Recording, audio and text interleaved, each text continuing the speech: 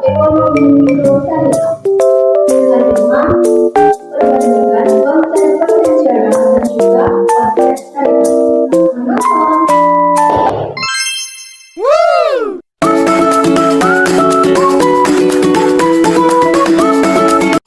LKMS adalah lembaga keuangan yang bergerak di sektor mikro dengan menerapkan prinsip-prinsip syariah dalam operasionalnya. LKMS bertujuan untuk memberikan akses layanan keuangan kepada masyarakat kecil, terutama yang tidak terjangkau oleh lembaga keuangan konvensional, dengan menekankan pada nilai-nilai keadilan, transparansi, dan kerjasama. Selanjutnya, kita akan membahas tentang karakteristik LKMS.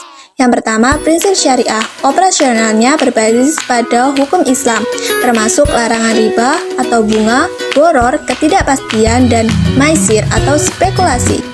Karakteristik yang kedua adalah skala mikro, yaitu pada fokus pada pembiayaan usaha kecil, mikro, dan juga rumah tangga. Karakteristik yang ketiga, sumber dana, berasal dari tabungan anggota, modal awal, atau pihak ketiga.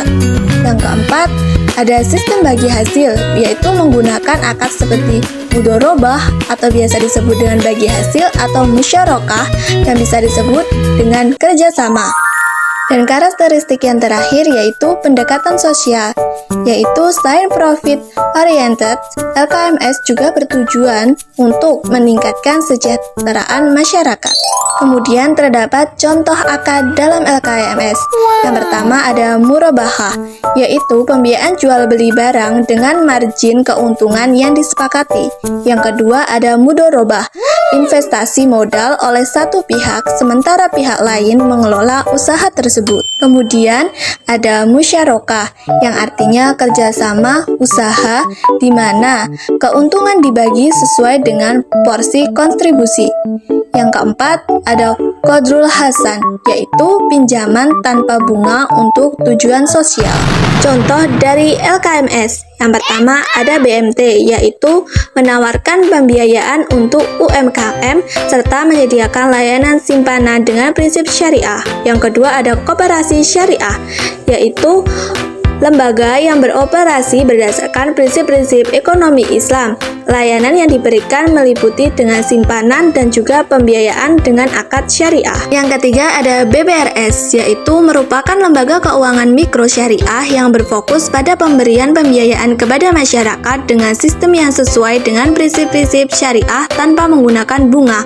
Yang keempat ada LKMS yang berfungsi sebagai jembatan bagi masyarakat yang belum memiliki akses ke layanan perbankan formal dengan menyediakan pembiayaan mikro yang adil dan berkelanjutan. Kemudian, perbandingan antara konsep konvensional dan juga syariah. Konsep konvensional. Yang pertama, prinsip dasar berbasis bunga atau riba yang menjadi dasar perhitungan keuntungan tanpa mempertimbangkan apakah kegiatan tersebut etis atau tidak. Yang kedua, ada orientasi dan filosofi, yaitu fokus pada keuntungan materi semata dan efisiensi pasar tanpa pertimbangan spiritual.